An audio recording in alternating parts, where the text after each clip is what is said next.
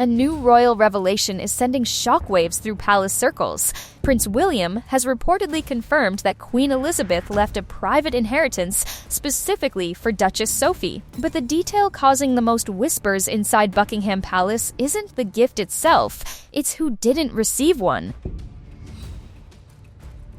The modern royal family prides itself on one thing above all else: discretion. Secrets are buried under tradition, polished with protocol, and quietly locked behind palace gates. But sometimes, someone opens the gate. And according to royal chatter swirling through the corridors of power, Prince William just did exactly that. The revelation centers on a private inheritance from Queen Elizabeth II, one that reportedly went directly to Sophie, Duchess of Edinburgh, not as part of the standard royal estate structure, not through the usual channels of royal wealth quietly sliding toward the crown. No, this one, according to insiders, was personal, and the moment William acknowledged it, the polite royal calm cracked like a teacup dropped on marble. Because here's the thing, when the Queen passed in 2022, most of her official assets moved directly to King Charles. That's the long-standing royal tradition designed to avoid inheritance taxes and maintain the continuity of the crown. But personal gifts? Those are different. Those are decisions of the heart. And apparently, Elizabeth made one that is now echoing through palace hallways. Observers say William's acknowledgement of Sophie's inheritance wasn't meant to create drama. In fact, it was reportedly shared almost matter-of-factly, just another detail in the ongoing reshaping of the modern monarchy. But the moment the story surfaced, the royal rumor mill went feral. Because if Sophie received something personal, the next question is obvious: who didn't? And according to the whispers that followed William's revelation, one very important royal name seems noticeably absent from that list: Queen Camilla. Cue the raised eyebrows, the tight smiles, and the unmistakable scent of royal tension simmering beneath all that ceremonial elegance. Because when a queen chooses favorites, the palace always notices. To understand why Sophie might receive something deeply personal from Queen Elizabeth II, one has to understand a simple truth about the late monarch. Elizabeth valued loyalty more than spectacle. And Sophie? She mastered the art of quiet loyalty. Long before headlines began calling her the monarchy's secret weapon, Sophie had already built something far more valuable inside palace walls: trust. While other royal figures often dominated the spotlight, sometimes gloriously, sometimes disastrously, Sophie moved differently. No drama, no headline chasing, just steady, dependable work. And the Queen noticed. Royal insiders frequently described their relationship as unusually warm for the famously reserved monarch. Sophie reportedly addressed Elizabeth in a deeply personal way, even calling her Mama, a small detail that revealed just how comfortable their bond had become. It wasn't just polite family affection, it was closeness. They shared long conversations about history, especially military history, one of Elizabeth's lifelong passions. Sophie even traveled to World War battlefields in northern France and reportedly called the Queen directly to describe what she was seeing, almost like a daughter excitedly sharing stories from a trip. And in the rigid world of royal hierarchy, moments like that are rare, very rare. Elizabeth also admired something else about Sophie.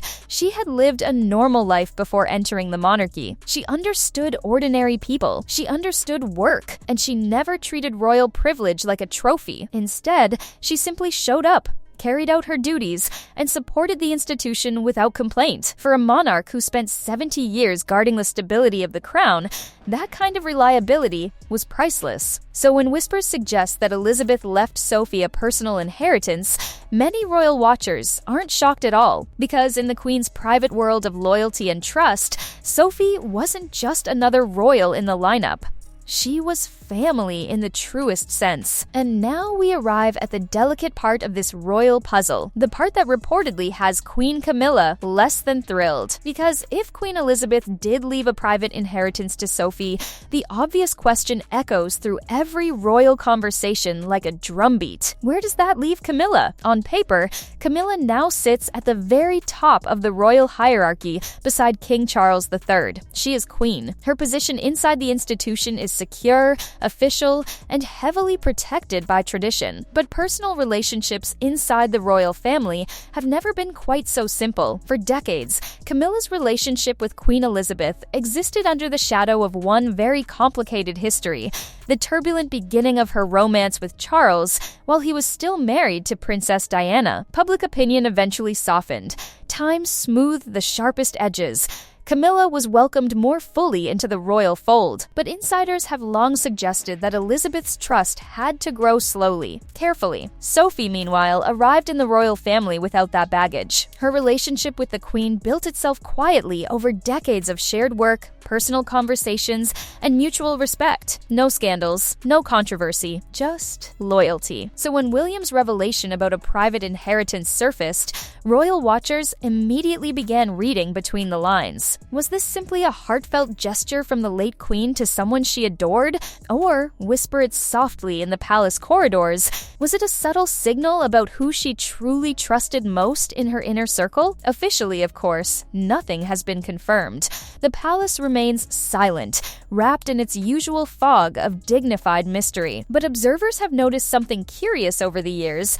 Sophie and Camilla have always appeared cordial in public, yet rarely close. Polite smiles, professional interactions, but not quite warmth. And now, with whispers of a personal inheritance floating through royal gossip channels, that carefully balanced dynamic suddenly looks a lot more complicated. Before she was the Duchess of Edinburgh, before she was the Queen's trusted confidant, before royal watchers started whispering that she might be the monarchy's quiet stabilizer, Sophie was just Sophie Rhys-Jones. No royal bloodline, no aristocratic pedigree, just a career woman working in public relations and media. In fact, her first brush with the royal world happened in a way that sounds almost absurdly normal. In 1987, while working at Capital Radio, she briefly met Prince Edward, not at a glittering palace ball, not at a historic royal ceremony, just through friends. Edward was actually dating one of Sophie's friends at the time.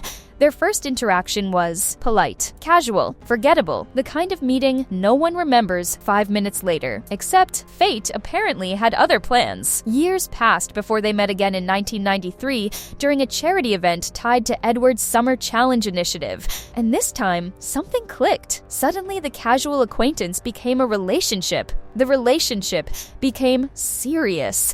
And the media, of course, smelled a royal love story brewing from miles away. By the late 1990s, speculation about marriage was everywhere. Yet the couple tried desperately to keep things quiet, even going as far as having Edward write letters to newspaper editors asking them to stop the constant wedding rumors. But in December 1998, during a vacation in the Bahamas, Edward finally proposed. The engagement ring was pure royal drama, a 2-carat oval diamond flanked by heart-shaped stones, designed by historic royal jeweler Gerard, and reportedly worth over $100,000. By January 1999, their engagement was officially announced. And just like that, the woman who once lived a completely ordinary life was suddenly stepping into the most scrutinized institution on earth. But here's the twist. Even before the wedding bells rang, Queen Elizabeth had already begun treating Sophie differently from most future royal brides. She trusted her, and that early trust would quietly shape Sophie's entire royal journey. Inside the royal family,